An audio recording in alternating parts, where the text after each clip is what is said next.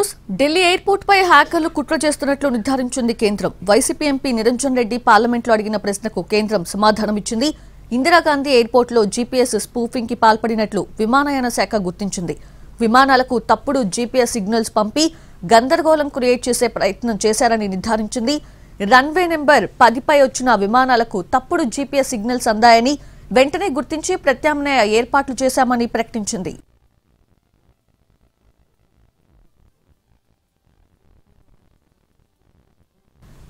GPS spoofing అంటే signals ని hijack చేయడం. ఇది జామర్స్ కంటే డేంజర్. విమానాలకు తప్పుడు జీపీఎస్ సిగ్నల్స్ పంపి ఒక చోట దిగాల్సిన విమానాలను మరో చోట దిగేలా చేయొచ్చు.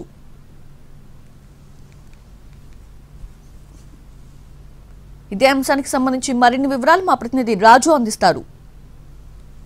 గత నెలలో ఢిల్లీ ఎయిర్పోర్ట్తో పాటు దేశంలో ఉన్నటువంటి వివిధ ఎయిర్పోర్టుల్లో జీపీఎస్కి సంబంధించి హైజాక్ జరిగిందంటూ పెద్ద ఎత్తున గందరగోళ పరిస్థితులు కూడా నెలకొన్నాయి. దాంతో ఢిల్లీలో మాత్రం పెద్ద ఎత్తున ఎయిర్ ట్రాఫిక్ అయినటువంటి పరిస్థితి కనిపించింది. అంటే విమానాలు ల్యాండ్ అయ్యేటటువంటి క్రమంలో కావచ్చు, లేదంటే టేకాఫ్ అవుతున్నటువంటి క్రమంలో ఆపరేట్ చేయాల్సినటువంటి వ్యవస్థ మొత్తం కూడా కుప్పకూలిందని చెప్పి గతంలో స్పష్టమైంది. అయితే దానికి సంబంధించి ఇప్పటికే ఒక ప్రత్యేకమైనటువంటి రక్షణ వ్యవస్థ ద్వారా వాటన్నిటిని కూడా అధిగమిస్తున్నామని చెప్పి గతంలోనే కేంద్ర విమానయాన శాఖ స్పష్టం చేసినప్పటికీ కూడా ఈరోజు పార్లమెంట్లో ఈ అంశంపైన ప్రత్యేకంగా రాజ్యసభ ఎంపీ నిరంజన్ రెడ్డి అడిగినటువంటి ప్రశ్నకు కేంద్ర మంత్రి రామ్మోహన్ నాయుడు రాతపూర్వకమైనటువంటి సమాధానాన్ని అందించారు. సో ఖచ్చితంగా ఏదైతే ఎయిర్పోర్ట్లు అంటే ఢిల్లీలో ఉన్నటువంటి ఇందిరాగాంధీ ఎయిర్పోర్ట్తో పాటు హైదరాబాద్, కలకత్తా, బాంబే, దాంతోపాటు మరికొన్ని ఎయిర్పోర్టుల్లో కూడా ఇటువంటి స్నూపింగ్ అనేది జరిగింది. సో అక్కడ ఉన్నటువంటి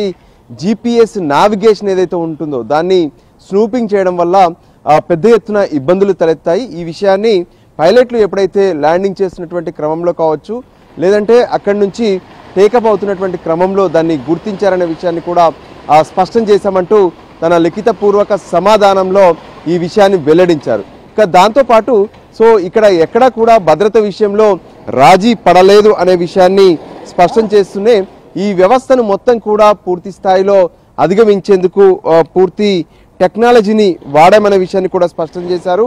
కొన్ని సందర్భాల్లో మాన్యువల్గా ఏదైతే జీపీఎస్కి సంబంధించి పైలట్లకు ఏటీసీ నుంచి సమాచారం అందించడంతో పాటు ఈ స్నూపింగ్కి సంబంధించినటువంటి అంశంలో పూర్తిగా సాంప్రదాయంగా అంటే సాంప్రదాయ పద్ధతిలో నావిగేషన్ను ఉపయోగిస్తూ రన్వేలను ఆపరేట్ చేశామన్న విషయాన్ని కూడా కేంద్ర మంత్రి స్పష్టం చేశారు.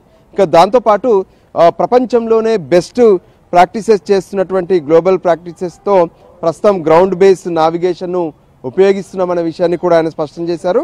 మరోపక్క ఈ విమానాలకు సంబంధించినటువంటి ఈ జీపీఎస్ విషయంలో మొత్తం కూడా మాల్వేర్ సైట్ ద్వారా ఈ సైబర్ అటాక్స్ చేసే ప్రయత్నాలు జరుగుతున్నాయి. అయినప్పటికీ కూడా వాటిని పూర్తి స్థాయి సెక్యూరిటీ విధానాలతో ఎక్కడికక్కడ కౌంటర్ చేస్తున్నామంటూ అటు రామ్మోహన్ నాయుడు స్పష్టం చేశారు. సో మొత్తానికి గతంలో అంటే గత నెలలో ఏ విధంగానైతే ఢిల్లీ ఎయిర్పోర్ట్తో పాటు దేశంలో జరిగినటువంటి ఈ ఎయిర్పోర్ట్లో ఉన్నటువంటి జీపీఎస్ స్నూపింగ్ పైన అధికారికంగా పార్లమెంటు వేదికగా కేంద్ర మంత్రి రామ్మోహన్ నాయుడు లిఖితపూర్వకమైనటువంటి సమాధానాన్ని